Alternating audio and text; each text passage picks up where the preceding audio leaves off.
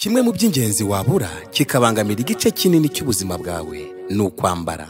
Twese turambara, ariko dutandukanira mu kwambara neza.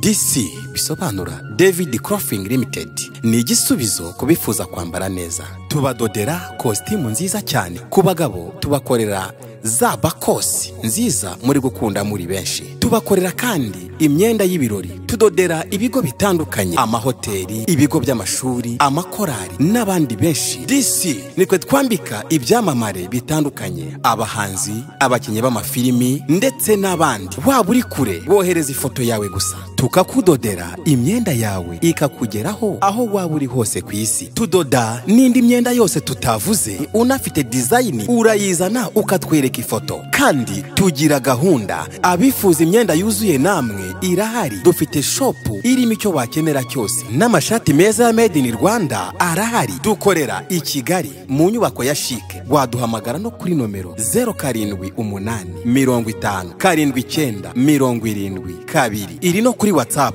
DC icyubahiro cyanyu kiri mu biganza byacu. Wow.